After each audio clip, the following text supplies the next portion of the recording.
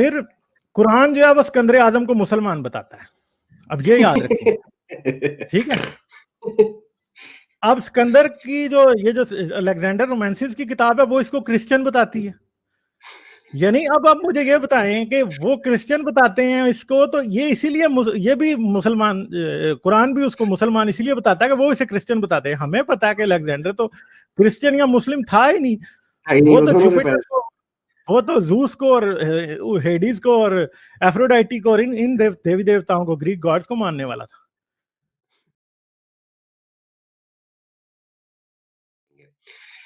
غالب صاحب thank you so مچ, آپ نے ہمارے لیے وقت نکالا. اور بتائیے ہمیں کہ اسلام کہاں سے کاپی پیسٹ ہوا؟ آداب سپارٹکس, یہ اسلام کی ٹوٹل کاپی پیسٹ کا تو بڑا ہی لمبا سلسلہ ہے. مطلب اس کے اوپر ہم ایسے تو نہیں بات کر سکتے, نہ اسے چند منٹوں میں سمیٹا جا سکتا ہے. تو ہم کوشش کریں گے کہ ہر دفعہ اس طرح جب ہم ایک کوئی ٹوگیدر سیشن کریں, اس میں ہر ایک 2-3 ویڈیوز میں ایک دفعہ یہ بتا دیا جائے کہ اسلام نے فلاں چیز کاپی پیسٹ کہاں سے لی اور کہاں سے نہیں لی. تو بیسیکلی قرآن میں اور حدیث میں ہمیں بے شمار جگہوں پہ ایسی چیزیں ملتی ہیں جو کہ دوسرے مذہبوں سے کاپی کی گئی ہیں, دوسرے مذہبوں کی کتابوں سے کاپی کی گئی ہیں. کئی عقیدے ایسے ہیں جو کہ کاپی کیے گئے ہیں. پھر اگر آپ نماز اور روزے کا بھی بات کریں تو وہ بھی کاپی ہے. روزہ جو ہے وہ تو آپ کو پتہ ہی ہے کہ روزہ تو پہلے بھی بنی اسرائیل والے بھی رکھتے تھے, کرسچنز بھی رکھتے تھے. اور رسول اللہ ایون کہ جب روزے فرض نہیں ہوئے تھے تو تب بھی ہر مہینے میں 3 دن روزہ رکھا کرتے تھے رسول اللہ خود. اور رسول اللہ جو ہیں وہ مطلب پہلے ہی یہ کام کر رہے تھے, ابھی روزے فرض نہیں ہوئے تھے. اور اس وقت کسی اور مسلمان کو میں نہیں جانتا کہ انہوں نے کبھی کسی کو کہا تھا روزہ رکھنے کا یا نہیں کہا تھا. تو یہ تو ایک بات ہے. ابھی رمضان کے اوپر بھی مطلب میں نے ایک ویڈیو بنانی ہے, وہ بھی اس میں آپ کو یہ سب کچھ بتاؤں گا. ویسے میں نے آج یہ ارادہ کیا تھا کہ میں سورہ کہف میں جو ہے وہ یاجوج ماجوج اور سورج کا جو ڈوبنا ہے اس کی بات جو ہے وہ ایکسپلین کروں گا. تو میں یہاں پہ آپ کو سورہ کہف سے کچھ پڑھ کے سنا دیتا ہوں, اسکرین شیئر کر دیتا ہوں ساتھ ہی, تاکہ آپ کو بھی نظر آ جائے کہ میں کیا پڑھ رہا ہوں یہاں پہ. جی ضرور. تو میں اسکرین شیئر کرتا ہوں, یہ ہے کیونکہ قرآن کی آیت دکھانا جو ہے وہ ضروری ہے. جی بالکل. اچھا جی, تو یہ سورہ کہف کی آیات ہیں 83 سے 89. تو یہ اس میں کیا کہہ رہا ہے؟ اور یہ لوگ آپ سے ذوالقرنین کے بارے میں پوچھتے ہیں, آپ کہیے کہ ابھی میں آپ لوگوں کو اس کا حال بتاتا ہوں. ہم نے اسے زمین میں تمکن عطا کیا اور اسے ہر طرح سے اسباب و وسائل مہیا کیے. ہم نے اسے زمین میں تمکن عطا کیا اور اسے ہر طرح سے اسباب و وسائل مہیا کیے تھے, یہاں تک کہ وہ سورج کے غروب ہونے کی جگہ تک پہنچا.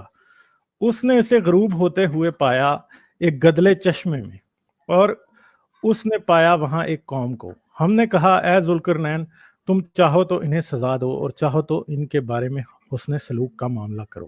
یہاں تک کہ جب وہ سورج کے غروب ہونے کی جگہ تک پہنچا, اس نے اسے غروب ہوتے ہوئے پایا ایک گدلے پانی کے چشمے میں, اور اس نے پایا وہاں ایک قوم کو. ہم نے کہا اے ذوالقرنین, تم چاہو تو انہیں سزا دو اور چاہو تو ان کے بارے میں حسن سلوک کا معاملہ کرو. اور جو کوئی ایمان لایا اور اس نے نیک اعمال کیے تو اس کے لیے ہے اچھی جزا, اس سے ہم بات کریں گے اپنے معاملے میں نرمی سے. پھر اس نے ایک اور مہم کا سر و سامان کیا, یہاں تک کہ وہ سورج کے طلوع ہونے کی جگہ تک پہنچ گیا. اس نے اس کو طلوع ہوتے ہوئے پایا ایک ایسی قوم پر جس کے لیے ہم نے اس سورج کے مقابل کوئی اوٹ نہیں رکھی تھی. پھر ایسا ہی ہوا اور ہم پوری طرح باخبر تھے اس کے احوال سے. پھر اس نے ایک اور مہم کا سامان کیا, پھر اس نے ایک اور مہم کا سر و سامان کیا. انہوں نے کہا اے ذوالقرنین, یہاں یاجوج اور ماجوج زمین میں بہت فساد مچانے والے لوگ ہیں, تو کیا ہم آپ کو کچھ خراج ادا کریں کہ اس کے عوض آپ ہمارے اور ان کے درمیان ایک دیوار بنا دیں. اس نے کہا جو کچھ مجھے دے رکھا ہے اس میں میرے رب نے وہ بہت بہتر ہے, البتہ تم لوگ میری مدد کرو, قوت کے ذریعے سے میں تمہارے اور ان کے درمیان ایک مضبوط دیوار بنا دوں گا. لاؤ میرے پاس تختے لوہے کے, یہاں तक कि जब तक उसने बराबर कर दिया दोनों ऊंचाइयों के दरमियान की जगह को, उसने कहा अब आग दहकाओ, यहाँ तक कि जब बना दिया उसने उसको आग की मानद, उसने कहा लाओ मेरे पास, मैं डाल दूं इस पर पिघला हुआ तांबा। अब ना तो वो याजूज माजूज इसके ऊपर चढ़ सकते हैं और ना ही इसमें नकब लगा सकेंगे। उसने कहा कि ये रहमत है मेरे रब की, और जब आ जाएगा वादा मेरे रब का तो वो कर देगा इसको रेजा रेजा, और मेरे रब का वादा सच्चा है। तो ये बेसिकली किस चीज की बात हो रही है कि ये अब कह रहे हैं कि जुल्करनैन जो है वो गया सूरज के गुरूब होने की जगह पे, यानी जहां पे सूरज डूबता है, और फिर क्या कहते हैं कि सूरज एक गदले पानी के तालाब में डूब रहा था। फिर ये सूरज, फिर इसने एक और मुहिम की, यानी ये पहले मगरिब में गया जहां पे सूरज गरूब होता है, फिर ये मशरिक में गया जहां पे सूरज चढ़ रहा था, और इसने देखा कि एक ऐसी कौम पे चढ़ रहा था जिनके पास सूरज की गर्मी से बचने के लिए कोई सायेदार चीज नहीं थी। फिर हदीसों में इस तरह आता है कि जब सूरज चढ़ना शुरू होता था तो ये लोग निढाल होकर जमीन पे गिर जाते थे। फिर इससे किसी ने ये कहा, इसने एक और एक्सपीडिशन पे निकला, और इससे किसी ने कहा कि भाई याजूज और माजूज हमें बहुत तंग करते हैं। तो इसने क्या किया, दो पहाड़ों के दरमियान में एक ऐसी दीवार बनाई जो लोहे और तांबे से बनी हुई थी, ताकि याजूज और माजूज उधर कैद हो जाएं। तो मुसलमान ये मानते हैं कि क़यामत के करीब याजूज और माजूज आजाद कर दिए जाएंगे। तो याजूज और माजूज को कैद किसने किया था, वो जुल्करनैन ने किया था। और जुल्करनैन कौन है, वो आपको सुन के हैरानी होगी कि बहुत से जो कुरानी तफसीरें लिखने वाले हैं पुराने और नए, उन्होंने ये कहा है कि जुल्करनैन जो है वो कौन था, वो सिकंदर आजम था। ठीक है, Alexander the great. Alexander the great. तो ये बेसिकली अगर बात की जाए कि ये कहां से लिया मुसलमानों ने, तो ये romance of Alexander the great एक एक एक किताब है जिसे किया जाता है कैलिथेंसिस की तरफ मंसूब के उसने लिखी थी। कैलिथेंसिस जो था वो एक ग्रीक हिस्टोरियन था, मगर मसला ये है कि ये मंसूब तो उससे की जाती है, कहा तो जाता है कि उसने लिखी है, मगर ये किताब जो है ये उसने नहीं लिखी। ये किताब किसी उसकी एक जाली कैलिथेंसिस ने लिखी है। और ये किताब जो थी ये कोई 2nd सेंचुरी या 3rd century, sorry 4th century AD, 5th century AD में क्रिश्चियंस के अंदर बड़ी मशहूर थी, और ये किसी ने लिखी थी जिसने इस किताब के अंदर ये भी बताया था कि अलेक्जेंडर द ग्रेट जो था वो क्रिश्चियन था। हालांकि बात समझने वाली ये है कि अलेक्जेंडर जो है वो क्राइस्ट से पहले आता है, और ये अलेक्जेंडर को क्रिश्चियन बताते हैं। फिर इन्होंने ये भी बताया हुआ है इसके अंदर कि अलेक्जेंडर मशरिक से मगरिब तक जाता है, फलां करता है, फलां चीज करता है, ऐसा करता है, वैसा करता है। बहुत सी इसके बाद जो है ना इन्होंने इस तरह के वाकयात इसमें किए हुए हैं। तो ये किताब बिल्कुल इसी तरह जिस तरह अरेबियन नाइट्स लिखी हुई है, और तकरीबन जो है ये रसूल अल्लाह से तकरीबन 300 साल पहले ही क्रिश्चियंस के अंदर बड़ी मशहूर थी। तो अब मैं जरा आपको, मैंने इसका ट्रांसलेशन भी किया था इस बुक के उन हिस्सों का जो कि सूरह कहफ की आयतों से मुताबिकत रखते हैं। सर वो ट्रांसलेशन जो है ना वो बहुत शदीद किस्म की उर्दू में है, उसकी तो मुझे भी समझ नहीं आई। मैं कोशिश करूंगा, उसकी मुझे भी समझ नहीं आई, तो मेरे व्यूअर्स को किस तरह समझ आएगी, तो प्लीज जरा थोड़ा सा उसको एक्सप्लेन कर दें। चलो मैं एक्सप्लेन साथ साथ करता हूँ, ठीक है। तो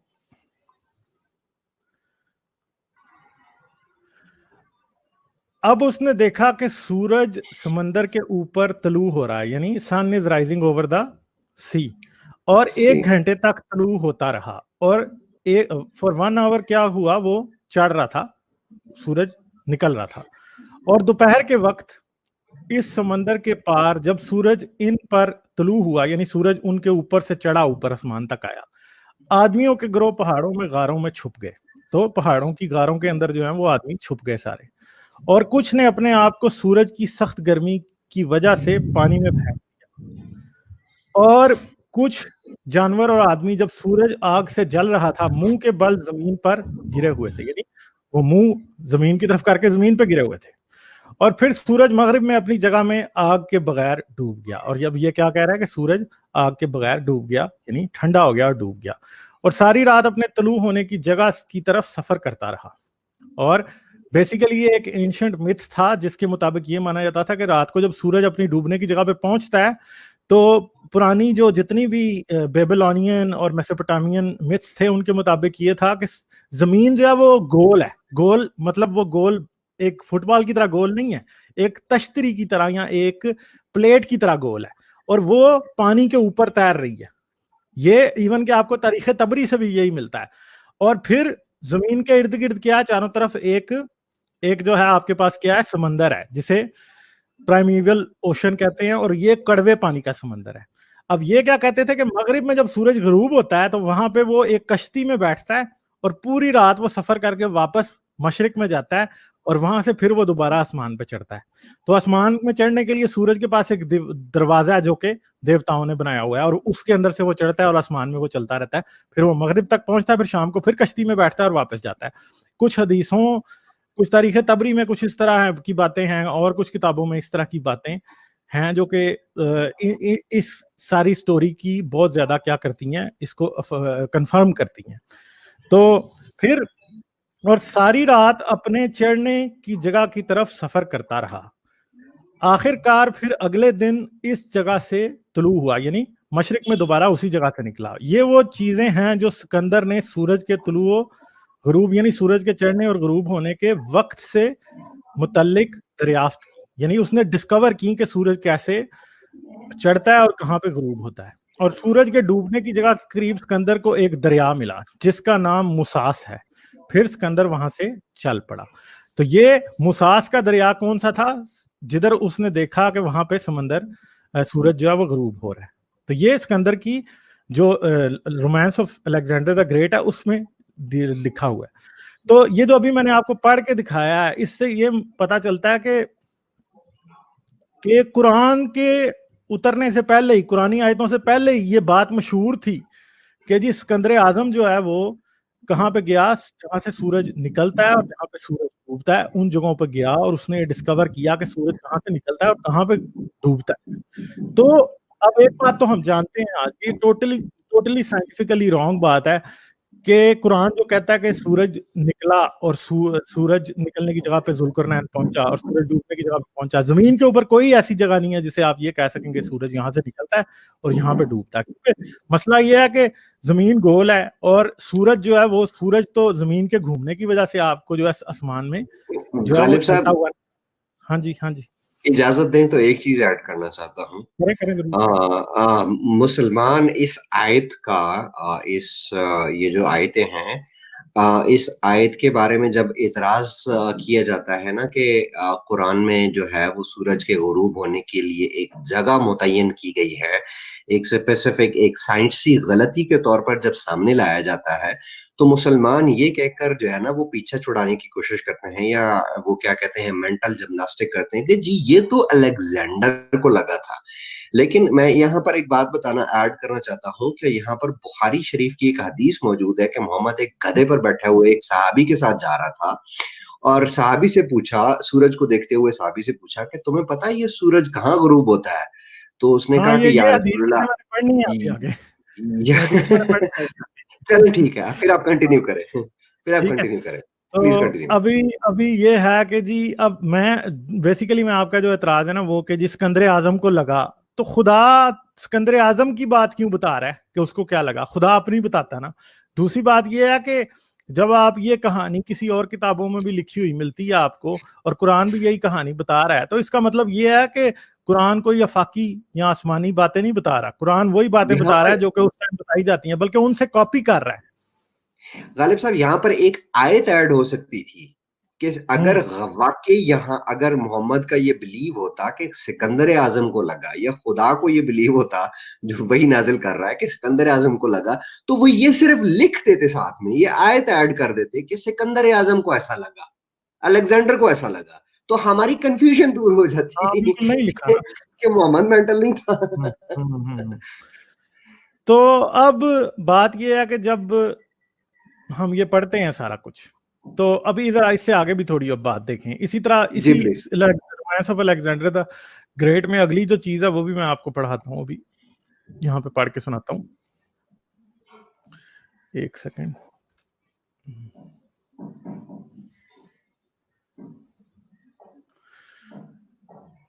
اچھا جی, یہ میں اسکرین دوبارہ شیئر کرتا ہوں.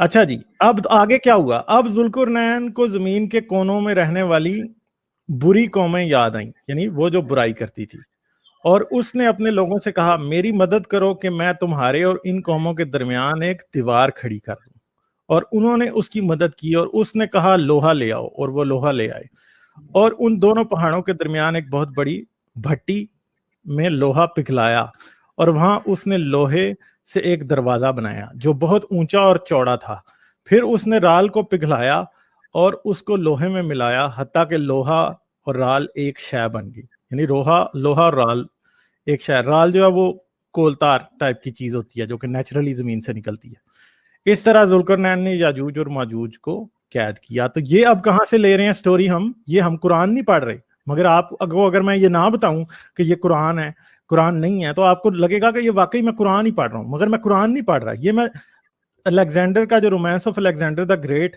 جو کہ ایک سیریاک لیجنڈ تھا، فالز لیجنڈ، جو کہ سیریاک زبان میں لکھا گیا تھا، اور یہ بعد میں لیٹن اور گریک میں بھی ٹرانسلیٹ ہو کر یورپ تک پہنچا، مگر بیسیکلی یہ سیریاک اوریجن جو ہے اس کے اندر سے انہوں نے لیا ہوا ہے، اور قرآن بیسیکلی ہو بہو 100% وہی باتیں کرتا ہے جو کہ اس کے اندر لکھی ہوئی ہیں، یعنی قرآن ٹوٹلی اس سے کاپی کیا گیا ہے۔ یہ قرآن کی ایک کاپی اور پیسٹ کی جو ہے مثال میں نے آپ کو دکھا دی ہے کہ اس نے کیا ہے۔ تو اب آپ چاہے قرآن دو طرح سے پکڑا جاتا ہے، ایک تو سائنٹیفک مسٹیک تو ہے ہی ہے، دوسری بات یہ ہے کہ پلیجرزم بھی ہے، کہ کٹ کاپی پیسٹ بھی کیا، یہاں سے چوری کی ہوئی ہے، ایسا نہیں ہے کہ اس کی کوئی اپنی داستان ہے۔ اور کرسچنز اور جوز جو ہیں وہ ان کتابوں کو خدائی کتابیں نہیں مانتے جن سے یہ قرآن نے، اسلام نے چوری کیا، محمد نے جن سے یہ داستانیں چوری کی ہیں، کرسچن ان کتابوں کو اور یہودی ان کتابوں کو جھوٹا مانتے ہیں۔ چلیں وہ اپنی جگہ پہ جھوٹے ضرور ہیں، ان کا مذہب بھی اتنا ہی جھوٹا ہے، مگر مسئلہ یہ ہے کہ جیسے آپ ایک بات کریں، آج مسلمانوں کو نا جب حدیث کوئی سچی یا جھوٹی نکلتی ہے نا بیچ میں سے، تو بڑا اعتراض کرتے ہیں کہ جی یہ تو حدیث ہی جھوٹی ہے۔ تو بات یہ ہے کہ جن سے آپ کا قرآن کاپی کر رہا ہے وہ کتابیں بھی تو کرسچن بھی تو اسی طرح بات کر سکتے ہیں نا، یہ تو کتاب ہی جھوٹی ہے جس سے آپ کاپی کر رہے ہیں۔ تو مسئلہ یہ ہے کہ اگر محمد کسی مستند کتاب سے یا کسی ایکسیپٹڈ بک سے چوری کرتا تو پھر ہم کم از کم تھوڑی بہت کریڈیبلٹی تو محمد کو دیتے نا، یعنی محمد کو تو یہی نہیں پتا تھا محمد کے ہاتھ جو کچھ بھی آیا، جیسا بھی آیا، جتنی مرضی وہ جھوٹی داستان تھی، اس نے پکڑ کے بس قرآن میں شامل کر دی۔ تو یہ سورہ کہف وہی والی صورت ہے جس کے اندر ایون کے آگے وہ اصحاب کہف والی باتیں بھی ہیں، وہ بھی میں کسی ٹائم پھر دوبارہ کروں گا کہ وہ محمد نے کہاں سے لی اور کیسے لی، کیونکہ یہی ٹاپک ابھی آگے چلے گا، ابھی حدیثوں سے اور میں قرآن سے مزید بتاتا ہوں کہ آگے کیا ہے۔ جی بولیے۔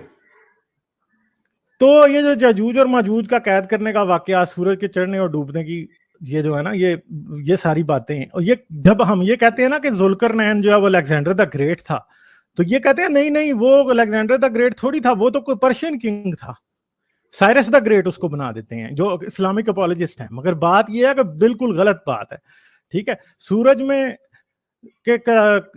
مطلب یہ اب یہ بات آپ یاد رکھیں کہ جب یہ کہتے ہیں نا کہ وہ سائرس دا گریٹ تھا، اب میں آپ کو یہ بھی بتاتا ہوں کہ بائبل میں ڈینیل کی بک میں یہ لکھا ہوا ہے کہ ایک 2 سینگوں والا بکرا اٹھے گا اور ایک مینڈے کو مارے گا، یعنی 2 سینگوں والا بکرا سے مراد بائبل میں الیگزینڈر دا گریٹ کو لیا گیا ہے، اور ذوالقرنین کا مطلب ہی 2 سینگوں والا ہوتا ہے۔ ذوالقرنین کا مطلب عربک ورڈ جو ذوالقرنین ہے، اگر آپ اس کو ٹرانسلیٹ کریں تو اس کا مطلب ہے 2 سینگوں والا۔ تو یعنی جو الیگزینڈر تھا اس کا لقب بھی تھا یہ، اس کو باقاعدہ اس کی زندگی میں یہ کہا جاتا تھا 2 ہارنڈ ون، کہ جس کے 2 سینگ ہیں، اور بار بار اس کو یہ جو میں romance of Alexander the great کی بات کر رہا ہوں، اسے بار بار اس بک کے اندر 2 ہارنڈ ون یا ذوالقرنین کہہ کے پکارا جاتا ہے۔ تو اس لیے جو ذوالقرنین ہے وہ سائرس دا گریٹ نہیں ہو سکتا، ذوالقرنین الیگزینڈر دا گریٹ ہی ہے، کیونکہ 2 ہارنڈ ون جو ہے یا 2 سینگوں والا بکرا جو ہے وہ الیگزینڈر کا ہی خطاب ہے، اس کی جگہ کسی اور کا خطاب نہیں ہے۔ اور یہ جو بک ہے romance of Alexander the great, آپ کو آرام سے انٹرنیٹ پہ مل جائے گی، آپ romance of Alexander the great لکھیں اور آپ خود سرچ کریں اور آپ خود اس کتاب کو پڑھیں، تاکہ آپ یہ دیکھ سکیں کہ میں نے اس میں سے کوئی وہ نہیں، انگلش میں آپ کو مل جائے گی بڑے آرام سے، اس کے پوری ٹیکسٹ ٹرانسلیشن مل جائے گی، تقریباً 156 صفحوں کی کتاب ہے، آپ کو پوری مل جائے گی، آپ دیکھ سکتے ہیں، تو یہ آپ کو مل جائے گی۔ پھر قرآن جو ہے وہ سکندر اعظم کو مسلمان بتاتا ہے، اب یہ یاد رکھیں، ٹھیک ہے۔ اب سکندر کی جو یہ جو الیگزینڈر رومانسز کی کتاب ہے وہ اس کو کرسچن بتاتی ہے. یعنی اب آپ مجھے یہ بتائیں کہ وہ کرسچن بتاتے ہیں اس کو, تو یہ اسی لیے یہ بھی مسلمان, قرآن بھی اس کو مسلمان اسی لیے بتاتا ہے کہ وہ اسے کرسچن بتاتے ہیں. ہمیں پتا ہے کہ الیگزینڈر تو کرسچن یا مسلم تھا ہی نہیں, وہ تو جوپیٹر کو, وہ تو زوس کو اور ہیڈیز کو اور ایفروڈائٹی کو اور ان دیوی دیوتاؤں کو, گریک گاڈز کو ماننے والا تھا. اور وہ جو ہے وہ مطلب وہ کیسے ہو سکتا ہے, ایرسٹاٹل کا وہ شاگرد تھا. تو اب ایک بات ہے کہ اسکندر اعظم جو تھا وہ یونانی ہیلنزم کو مانتا تھا, وہ یسوع مسیح کا یا اللہ کا ماننے والا تو کبھی تھا ہی نہیں. یونانی تو کبھی رہے ہی نہیں اللہ کے ماننے والے, نہ ان میں کسی نبی کا تصور ہے, نہ کوئی نبی ہے, نہ کچھ ہے. وہ تو اپنے مذہب کو مان رہے تھے. تو یہ ساری داستان ہے جو کہ اس کی ہے یہاں پہ.